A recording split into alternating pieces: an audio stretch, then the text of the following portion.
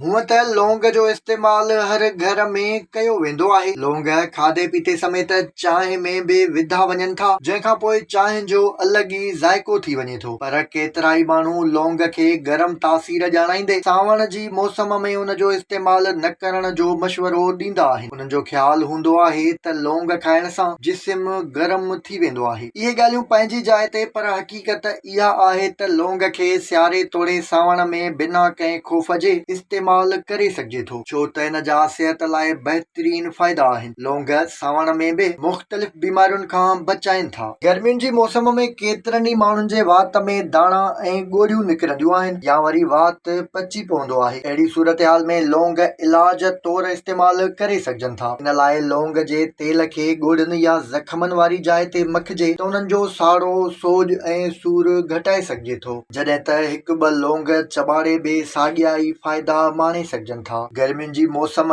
केतिरनि ई माण्हुनि खे मथे जे सूर जो सबबु बि बणिबी आहे। अक्सर माण्हू सख़्त गर्मीअ में थोरो बि ॿाहिरि हूंदा आहिनि या कमकार कंदा आहिनि त खेनि मथे में सूर पइजी वेंदो आहे। अहिड़ी सूरत हाल में लौंग जे तेल खे सरियह, नारियल या वरी ज़ैतून जे तेल सां मिलाए मथे ते मालिश कजे त मथे जे सूर जो इलाज करे सघिजे थो। गर्मीअ जी मौसम में ॿियो आम मसइलो चमड़ीअ सां थींदो आहे। जिस्म जी चमड़ीअ ते पित, खारस ऐं ॿिया मसइला गर्मियुनि में घणा थींदा आहिनि। जेकॾहिं पंहिंजी खुराक में लौंगनि खे इस्तेमाल कजे त गर्मीअ जे करे थींदड़ चमड़ीअ जी केतिरियुनि ई बीमारियुनि खां बची सघिजे थो ऐं इहो गर्मीअ जी मौसम में चमड़ी जी बीमारियुनि जो बहितरीन इलाज पिणु आहे। वॾी ऐं अहम ॻाल्हि इहा आहे त लौंग ताक़तवर एंटीऑक्सीडेंट आहिनि, जिन में पोड़ाइप खे रोकण ऐं नौजवान रखण जूं ख़ासियतूं मौजूदु आहिनि, जंहिंजे करे गर्मियुनि जी सख़्त उस जे करे चमड़ीअ ते थींदड़ उमिरि वारे असरनि खे घटाए सघिजे थो। गर्मियुनि जी मौसम में मच्छरनि ऐं जीतनि जो आज़ार बि घणो हूंदो आहे। मच्छरनि समेत मुख़्तलिफ़ मौसमी जीतनि जे चकजण खां बचण लाइ हथनि, पेरनि ऐं चहिरे ते लौंग जो तेल इस्तेमाल करे सघिजे थो।